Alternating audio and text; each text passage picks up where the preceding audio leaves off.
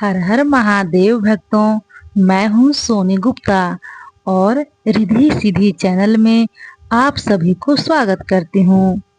आज मैं बताने वाली हूँ भगवान शिव से जुड़ी हर एक चीज हमें सिखाती है जीवन जीने का सही तरीका।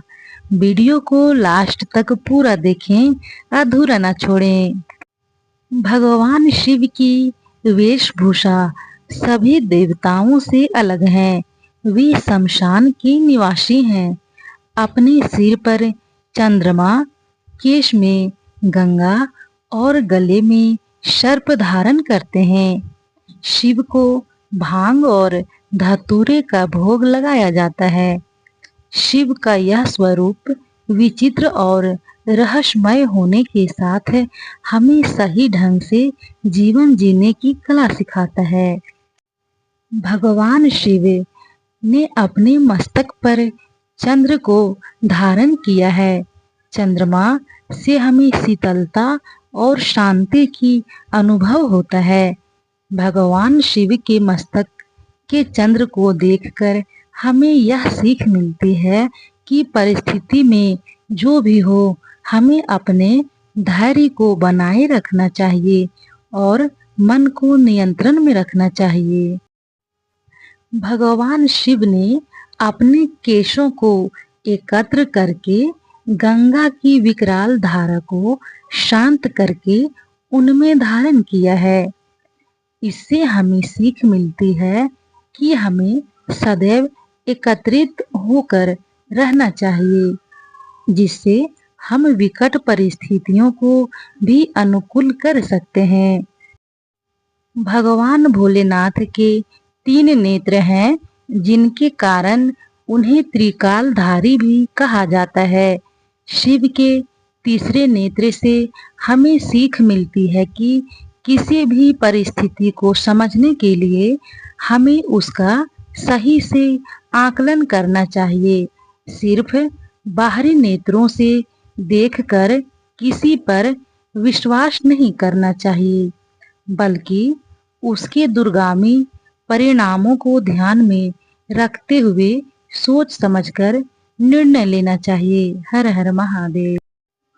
भक्तों, भगवान शिव अपने गले में सर्प को धारण करते हैं।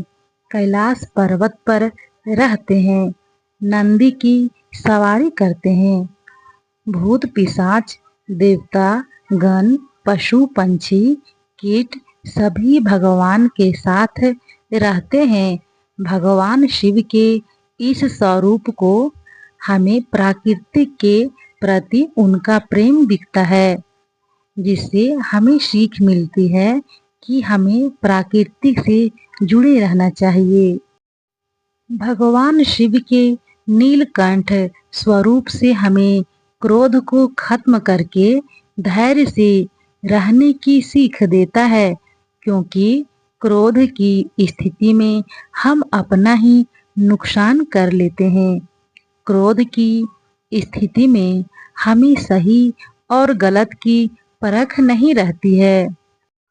भगवान शिव के 15 संदेश गृहस्थ जीवन के लिए। एक बार माता पार्वती जी भगवान शिव जी के साथ सत्संग कर रही थी। उन्होंने भगवान भोलेनाथ से पूछा, गृहस्थ लोगों का कल्याण किस तरह हो सकता है? शंकर जी ने बताया, ऐसे गृहस्थ पर सभी देवता ऋषि मुनि प्रसन्न रहते हैं जिनमें यह गुण हो। पहला, सच बोलना। दूसरा, सभी प्राणियों पर दया करना। तीसरा, मन एवं इंद्रियों पर संयम रखना। चौथा, सामर्थ्य के अनुसार सेवा परोपकार करना। पांचवा, माता पिता एवं बुजुर्गों की सेवा करना।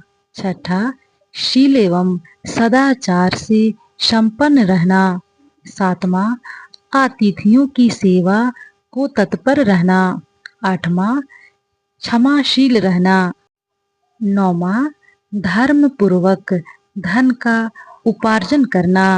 भगवान शिव ने आगे बताया, जो दूसरे के धन पर लालच नहीं रखता, जो पराई स्त्री को वासना की नजर से नहीं देखता, जो किसी की निंदा चुगली नहीं करता, जो सबके प्रति दया भाव रखता है, जो सौभिवानी बोलता है, जो स्वेच्छाचार से दूर रहता है, ऐसा आदर्श व्यक्ति सुखी गृहस्थ जीवन जीता है और स्वर्गगामी होता है। भगवान शिव ने माता पार्वती को आगे बताते हैं कि मनुष्य को जीवन में सदा शुभ कर्म ही करने चाहिए। शुभ कर्मों का शुभ फल प्राप्त होता है और शुभ प्रारब्ध बनता है।